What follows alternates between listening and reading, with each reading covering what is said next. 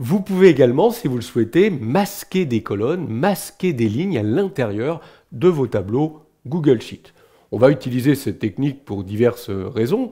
La première, par exemple, on pourrait avoir des calculs intermédiaires à l'intérieur d'une colonne.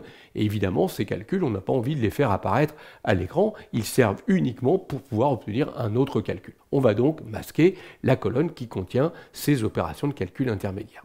Ça peut être aussi parce que on ne souhaite pas imprimer certaines colonnes ou certaines lignes du tableau. Google Sheet va imprimer des cellules adjacentes. Donc si je veux imprimer tout mon tableau, mais pas la colonne du prix unitaire par exemple ici, je vais devoir masquer la colonne du prix unitaire. Alors comment réaliser cela? C'est très simple. Vous voulez masquer la colonne C, vous venez dans la colonne C, vous venez sur le numéro, la lettre représentant la colonne C, et vous voyez ici, vous retrouvez le petit bouton des commandes de gestion de colonne. Et donc ici, vous allez pouvoir tout simplement choisir masquer la colonne. Voilà qui est fait. Vous voyez, la colonne a disparu. Comment le voit-on?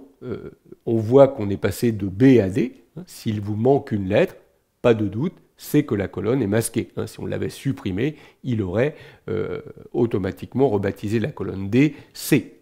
Et puis on le voit aussi grâce à ce petit bouton qui apparaît ici. Regardez, je zoome pour que vous voyez bien. Les deux petites flèches ici. D'ailleurs, regardez, si je clique sur ces deux petites flèches, je fais réapparaître la colonne masquée. Donc c'est très facile de masquer, mais ce sera également très facile de récupérer des colonnes masquées. J'aurais pu effectivement masquer plusieurs. Regardez, je sélectionne C, D, E.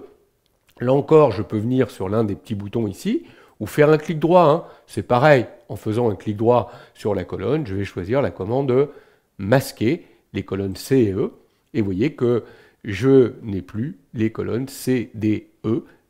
Je suis passé de B à F. Je retrouve mon petit bouton, en cliquant dessus, je fais réapparaître ces colonnes.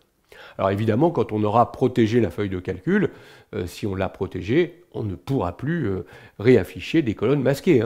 On a très bien pu vouloir les masquer et empêcher que l'on puisse réafficher ces colonnes ou ces lignes masquées. Le principe est le même pour les lignes.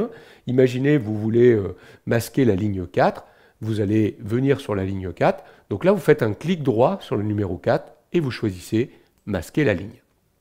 Le principe est le même, vous avez vu, on retrouve le petit bouton qui nous permet ici, en cliquant dessus, de faire réapparaître cette fameuse ligne masquée. Voilà comment, très simplement, dans Google Sheet, vous allez pouvoir masquer des colonnes ou des lignes et les faire réapparaître tout aussi simplement si vous avez besoin de retravailler dans ces colonnes ou dans ces lignes.